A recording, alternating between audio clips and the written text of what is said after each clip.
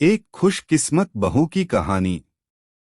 मेरी मैरिज तय होने के समय से ही ये मोबाइल पर बात होने लगी थी। मेरी इनसे अच्छे लगे थे मुझे ये सुलझे हुए से नेक इंसान।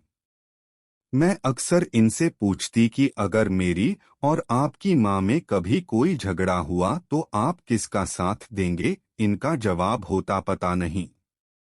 बस इस एक बात के अलावा मुझे ये बहुत अच्छे लगने लगे थे।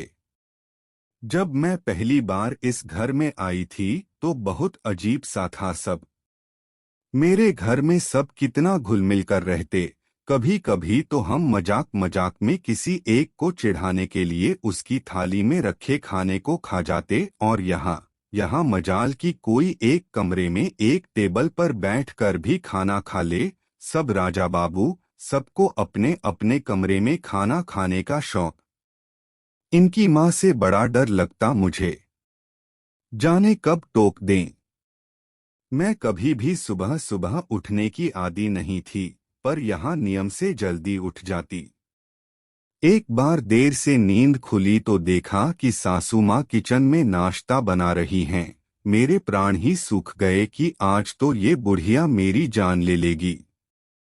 पर कुछ कहा नहीं सासू माँ ने, बस पूछा कि तेरे लिए भी सेंक दूं या नहाकर खाएगी। मुझे लगा लेट उठने पर व्यंग कर रही है मुझ पर। सासू माँ का साड़ी पहनने का तरीका बड़ा सलीकेदार था और मुझे साड़ी से चिढ़। पहनने में ही घंटों लग जाते, फिर पहने फने काम करना अजब हाल था मेरा। हर आधे पौन घंटे में फिर से सब ठीक करना पड़ता, नहीं तो सासू माँ टोक देती कि तमीज नहीं है क्या, ठीक से पहनो। एक बार तो चिढ़ ही गई, बोली कि जब नहीं पहनना आता तो या तो सीख लो या जो आता है वो पहनो, कार्टून क्यों बन जाती हो।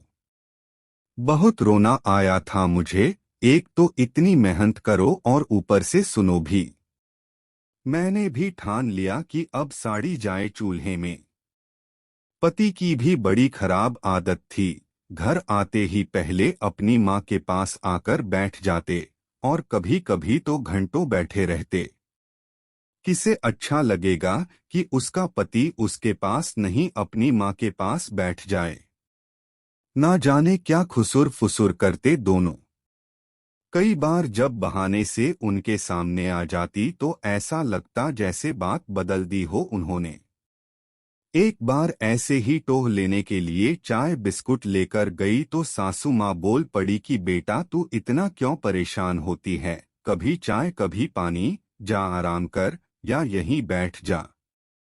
उस दिन तो मैं चली आई, पर सोचा कि जब खुद ही कह रही हैं तो कल से साथ ही बैठूंगी। साथ बैठी तो लगा कि ये लोग तो फालतू बातें करते रहते हैं या मेरे ही सामने ऐसा बन रहे हैं। जब मेरे बेबी होने वाला था तो डरते डरते पूछा था कि बच्चे का क्या नाम रखेंगे माँ। कितना खुश होकर सासू माँ ने जवाब दिया, कान्हा। और मैं डर गई, पूछ ही नहीं पाई कि अगर बेटी हुई तो। ना जाने क्या क्या सोच सोच कर मैंने वे दिन काटे। और जब मेरे बिटिया हुई तो पिछले 10 दिन से रामायण पढ़ती माँ की आंख में आंसू देखे थे मैंने। खुशी के थे या दुख के पता नहीं, पर महीनों तक उसकी मालिश से लेकर कच्ची पोट्टी तक सब काम इतने जतन से करते देखा तो आज इतने सालों बाद मैं सोचती हूँ कि मैं खुद अपनी सास में माँ को खोजती थी तो क्या मैं खुद बहू की जगह बेटी बन पाई थी। पता नहीं क्यों हम बहुएं अपनी सास में माँ को खोजती हैं। अगर सास मेरी सासू माँ जैसी होती है तो ईश्वर से प्रार्थना है कि मेरी अपनी माँ अपनी बहू के लिए मेरी सासू माँ जैसी बने। एक खुशकिस्मत बहू।